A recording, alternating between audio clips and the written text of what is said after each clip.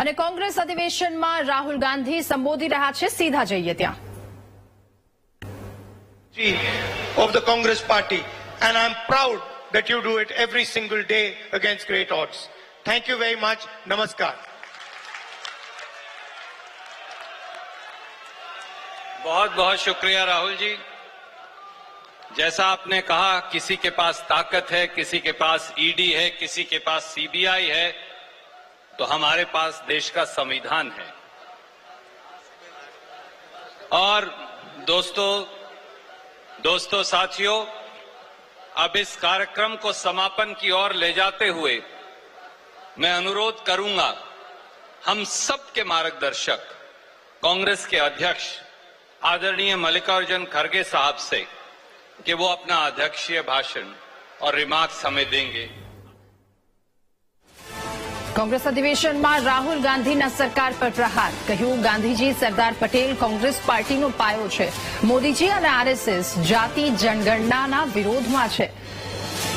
રાહુલ ગાંધી કે જેમને સંબોધન દરમિયાન આ વાત કરી, સરકાર પર પ્રહાર તેમણે કહ્યું કે મોદીજી અને આરએસએસ જાતિ જનગણનાના વિરોધમાં છે.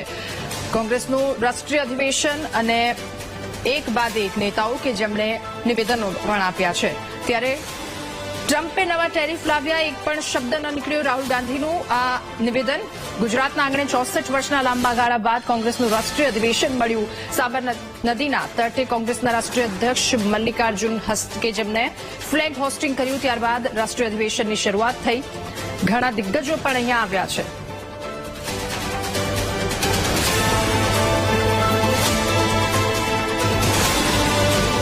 તો કોંગ્રેસ અધિવેશનમાં રાહુલ ગાંધીએ સરકાર પર પ્રહાર કર્યા. સાથે સચિન પાયલટ પર ઉપસ્થિત. લોકતંત્ર બચાવવા, સામાજિક ન્યાય, દેશમાં સર્વધર્મ સમભાવ, મહિલાઓના અધિકાર, ખેડૂતો, અર્થવ્યવસ્થા, બેરોજગારી, આર્થિક ન્યાય, વિદેશ નીતિ, સશક્ત સંગઠન પ્રભાવ પર ચર્ચા થઈ અને એક બાદ એક નેતા કે જેમના દ્વારા ચર્ચા કરવામાં આવી પોતપોતાના પ્રવચનો સાથે વિચારો પણ આ મુદ્દે મૂક્યા. ત્યારે પ્રથમ દિવસે 3 જેટલા કાર્યક્રમો યોજાયા હતા અને રાહુલ ગાંધીએ પણ કહ્યું કે કોરોના આવ્યો ત્યારે થાળી વગાડાવી, લાઇટો કરાવી. 50 વર્ષમાં સૌથી વધારે બેરોજગારી અત્યારે છે. ક્યાં છુપાઈ ગયા તમામ લોકો? બાંગ્લાદેશના રાષ્ટ્રપતિ ઉલટું નિવેદન આપે અને મોદીજી એમની સાથે બેઠા છે. એક ચૂપ છે, એક શબ્દ નથી નીકળતો અને મોઢામાંથી એક પણ શબ્દ ન નીકળ્યો. તેમણે પ્રહાર કર્યા. उन्होंने बात जोड़ी कि आने वाले समय में लोग मेरा नाम याद करेंगे और जैसे ही ये शब्द उनके मुंह से निकले तो मुझे एक बात याद आई.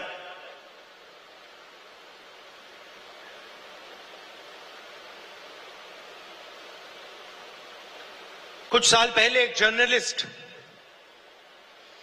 मेरे से मिलने आए.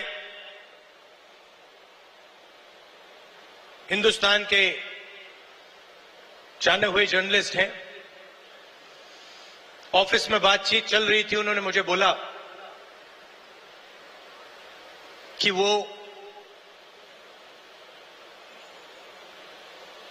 या मुशर्रफ जी या नवाज शरीफ के मित्र थे